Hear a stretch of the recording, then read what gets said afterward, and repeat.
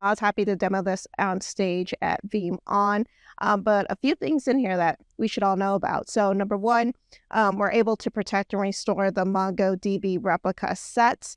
You're going to be able to have high incremental backups that are running, so it's not going to be a full backup every single time, which was pretty critical for a lot of the DB admins that I actually spoke to. Support for direct to object storage. So that was critical, especially when we are looking at leveraging on-prem object storage repositories, being able to still have our DBAs be able to have those backups be supported that way.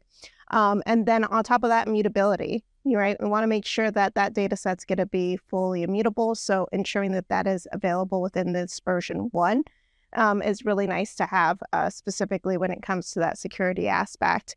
There is a way for you to start doing backup copies. So if you want to have a long-term retention set for some of those backups, whether that's going to be monthly basis or just getting a secondary copy off-site, so that way you're following that 3-2-1-1-0 backup strategy that we all love to talk about.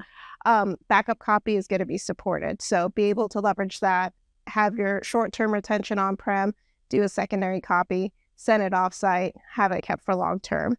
And then space efficiency, right? So we're only going to be backing up data that's in the actual one node of the replica set. So know that we're going to be able to ensure that you're going to have the best space efficiency available when we are performing those backups.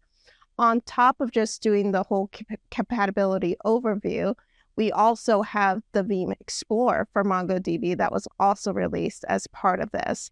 So that Explorer gives you that additional granular functionality where we can now crack open that backup, look at the MongoDB replica sets, and then be able to do restores of those how we see fit, either recovering it back to the original location or restoring to another location, which is something that I demoed at Veeam on main stage. And you should be able to still capture that somewhere out there. But yeah, super awesome to be able to have. If you have feedback on what else needs to be supported from a Mongo perspective, definitely hit the forums, go to the Veeam Community Hub. Let us know. We want to get that feedback to see how customers are leveraging this capability today and what other things could be added in the future. Thanks for that, Emily. In fact, one of the cool things that made this happen is that there's some shared technology from some of our Linux components, and that really made this really perform well right out of the box. So a very strong start.